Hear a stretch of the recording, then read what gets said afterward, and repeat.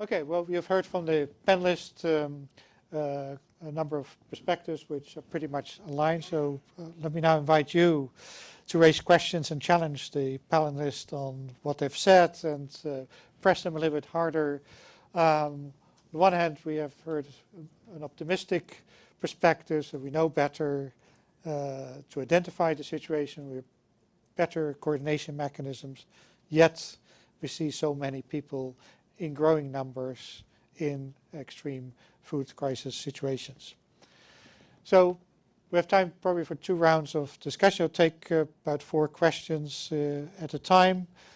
Here first in the room and then I go online. Who would like to raise a question to the panelists? If you take the floor, please say your name. That's also for the people online and who you would like to address the question to. My name is Dan Silverstein. I'm a private sector and capital markets advisor. And the question really goes to IFPRI, I think. Maybe I should ask of Schengen. Where's Venezuela? Okay, well, others that can address it as well. As I said, I'll reserve the questions and would like to answer them. One in the back. Yeah. Nick? Yeah, I'm Nick Minot from the Markets Trade Institutions Division at IFPRI. I appreciated your comments, Arif, about the need for high-frequency data and getting close to real time in order to make decisions and respond quickly. So I have a 2-part question. One is, what is the role of an annual report in that context? Is this sort of advocacy, raising awareness, fundraising?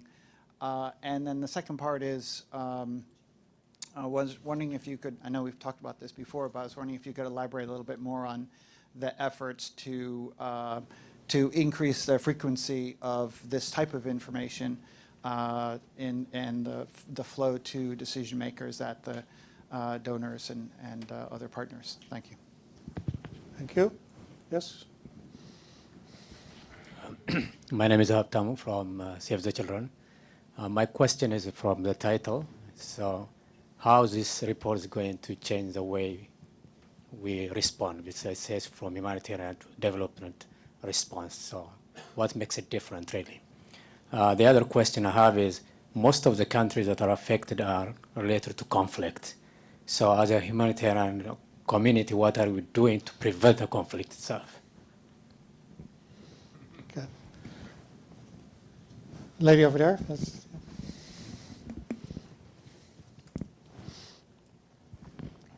Hi, Katie Gronsky from the Pew Charitable Trusts. I'm curious if you all are looking into anything related to water and land efficiency, and if so, what is sort of on the horizon? Thank you. Rajul?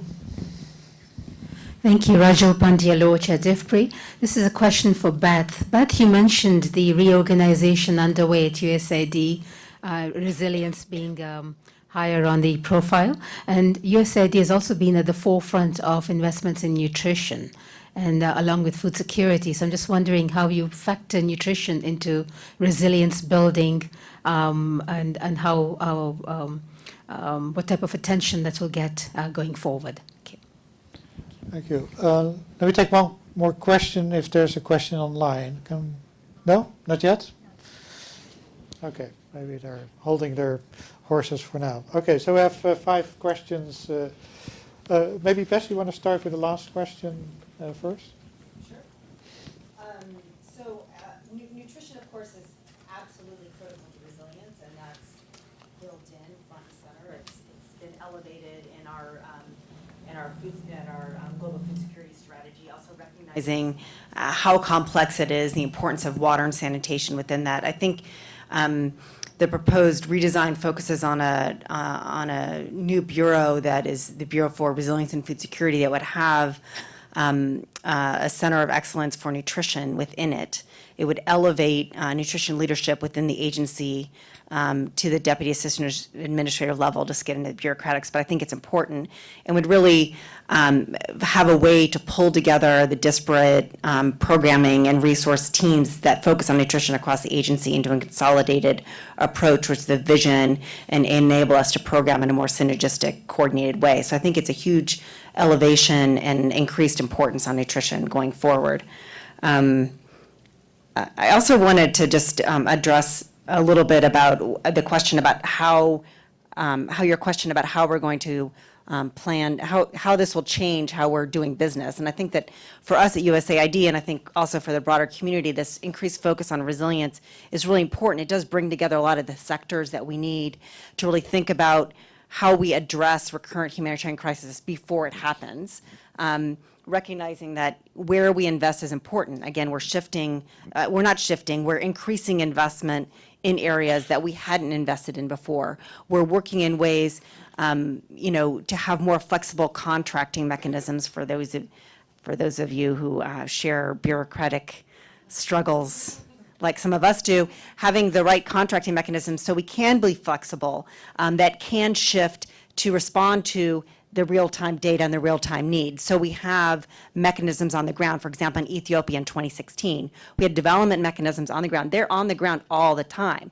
So how can we have our contracts, our contracting officers, our agreements set so we can surge when we need to? We saw our livestock value chain program in southern Ethiopia able to immediately start increasing loans to livestock traders so they could do some of the offtake. We increased assistance to fodder producers and makers. And so we were right there on the ground to be able to do that before the humanitarians even came in. And so I think that when planning those programs with the humanitarians on the ground, knowing what types of issues might come up, making sure we have more flexible mechanisms and investing in those places in the first place, I think this is all game-changing and something that we've started doing. We've proven that it can be successful, and we will increase our efforts on this going forward.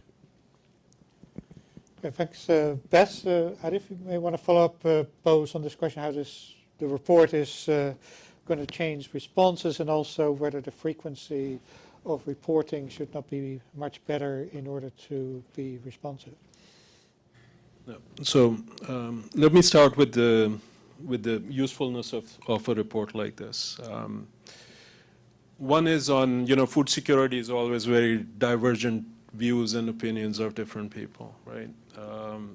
This report allows 12 different partners to have a consensus and say something with authority. I think that there's big value in that. The second one to me is that we can talk about global trends, meaning 2 years ago, 80 million people. Last year, 108 million people. Today, 124 million people. 55% increase in 2 years. Almost apples to apples. Not exactly apples to apples, but almost apples to apples. There is power in showing that. The third usefulness of something like this, for me, the biggest one probably is that you have both humanitarian and development partners working from the same base. Both are agreeing that, yeah, this is the base. So let's go and see what we can do. So that's the report itself, the three things. Now, in terms of early warning information, the more we can collect and the more we can disseminate. Dissemination is really important in this. Whether it is through a global network, whether it is through some other platform, it increases the efficiency of our responses. And it sheds light on what is happening in different parts. As researchers, my plea is that can we come up with some indicators which are less but more robust, so we spend less time in the field collecting them, whether it is on phone or going in and all of that, but it is giving you more information to act upon. I mean, what is it which is new where we can use our new technologies to in fact do that. There's not enough time, but I have something in mind which I want to express, which is there some sort of a well-being indicator which we can use, whether it is a photo, whether it is psychiatric questions or something, through which I can say you're okay and you're not okay. If you're not okay, why do I have to worry about you? I will worry about who's not okay and what is the reason behind that.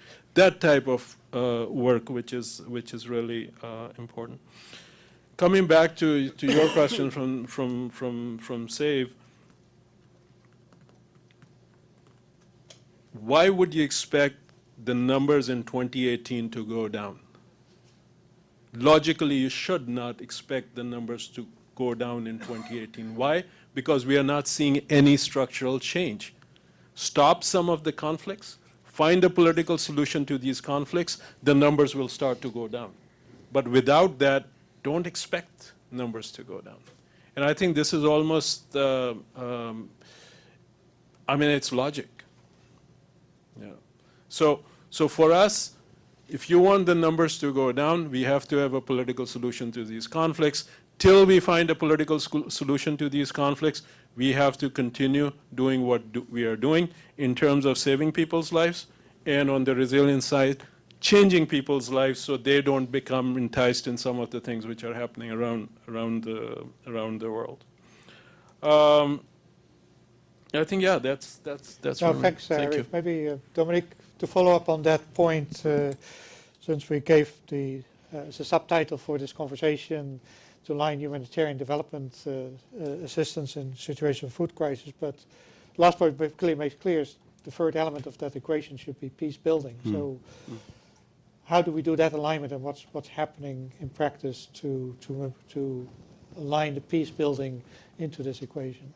No, thank you, Rob. And perhaps to start by also coming back to the question on what is changing with a report like this one. I think really a report like this one, and I think it's something you may not have noticed, but which I think is very important. If you look at the cover page of this report, there is not the logo of WFP, FAO, IFPRI. It's the FSIN. And therefore, our goal was really to produce a technical report, a technically neutral report, which provides all decision makers and all practitioners with the information they need to try to inject, I would say, a rational dimension in the decision making. We know that there will always be political aspects by all donors that are taken into consideration when allocating their resources, but how can we equip our colleagues with a strong evidence-based report that enables them to make indeed the case that not only geographically, because we see that there are, last year we had the 4 famines, so-called 4 famine countries. It basically attracted, in the case of FAO, more than half of the total resources we mobilized last year was for these 4 countries. The rest was for the 30 other countries. Same for WFP. So how can we, through a report like that, inform to avoid, to have everybody informed of, for example, the forgotten crisis, the Central African Republic of the world, one. And then, of course, thematically, to indeed bring on board much earlier on the development players. And we were talking of the discussion, the long-term discussion that is taking place in the context of the World Bank. But the World Bank has, I would say, already walked the talk.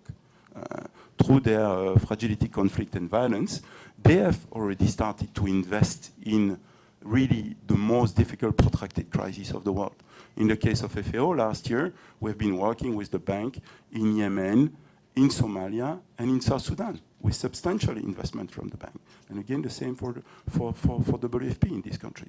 So I think it's absolutely important. Now, true, indeed, when you look at the numbers, and I think it's important, we are talking of this report, but also the SOFI report. The state of food and nutrition security in the world is also saying that 60% of those chronically undernourished are living in conflict-affected countries. So I think that, of course, political solutions are absolutely essential. There is no doubt. This is the first thing that that needs to take care. But I think in the meantime, what we have to do is see, and thereby responding to the call from the UN Secretary General. I mean, I still remember on his second day on the job, Mr. Guterres was calling all UN entities to support sustaining peace activities in the context of their mandate and their comparative advantage. So in FAO, we have very much internalized that. And we have now basically developed our own framework on sustaining peace in the context of the 2030 agenda. And in doing so, what we realized is that FAO was engaged indeed already in a whole number of activities, but that was not, I would say, part of a deliberate move towards indeed sustaining peace. And now we have this framework that basically defines the work we do on conflict, basically working on the drivers of conflict that are, in some cases at least, if not in many cases, at least at community level, that start over issues of access to water, access to pasture, access to land. Therefore, what can we do to do that? Then working in conflict, how can we, I mean, bearing in mind that in all these countries, 80% of the people depend on agriculture for their livelihood. We tend to forget that. We tend also to forget that, I mean, sometimes we have a very simplistic approach saying, well, when there is a conflict, everything stops. People are just waiting for assistance to come. No, I mean, agriculture continues. It's much more difficult for agriculture to continue, but it continues and it needs to be supported. So how can we do it better and faster? And then finally, how can we have all our program across the organization, in all countries, conflict sensitive, to make sure that at the very least, we do no harm with all the goodwill we may have. We could, exacerbate or trigger some conflict. So really, I think each and every organization has a role to play in that. And for sure, in the area of food security, we have something to contribute. Thanks, Dominique. Maybe in line with that, there was also a question about water and land management in this context, maybe also in conflict situations, how, since you're also the strategic leader, program leader for resilience at FAO, so what's the role of water and land management in this situation? Well, of course, absolutely critical. It's huge importance, and yes, I mean, I refer to issues of conflict that originate from access to land, access to water, but in the meantime, I mean, what?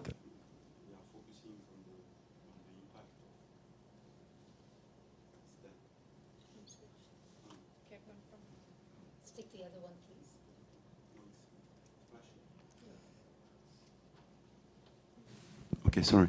No, I mean, I refer to the role of issues of access to natural resources, water, etc. But it's clear that what we tend to forget is that there is also a large number of people in this report, 39 million, who are those affected by extreme weather events. And therefore, in this context, of course, issues of land and in particular water management are absolutely critical. And this is why not only our strategic objective, but other strategic objectives are very much focused on that. And this is why an organization like FAO has, for example, for the Near East region, we have a clear focus on the issue of water scarcity, which is absolutely fundamental for the region. Okay, thank you. Lastly, there was also a question, the first question, where's Venezuela?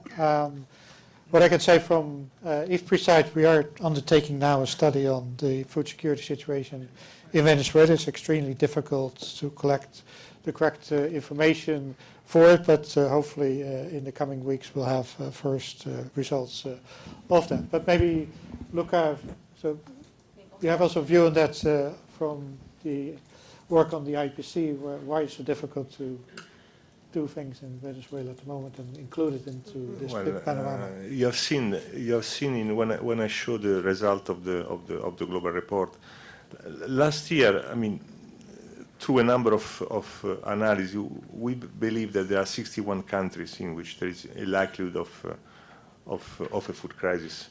But we produce funding only for 51, basically because we said unless the analysis is robust enough, we don't make a call. So Venezuela is one of these countries.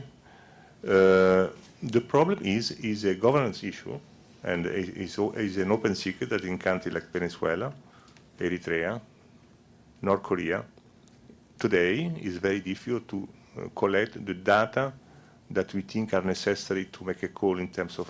So there is a concern. There are a number of analyses that we like to undertake, but doing an IPC, for instance, which means a group of people, analysts, bringing together all the analysis in context like the one of Venezuela is a bit unlikely at the moment, and for obvious reasons. But this is one of the risks of food security analysis, in the sense you go into a country, if food security is a political problem, we have a problem, for example, at the moment in Congo.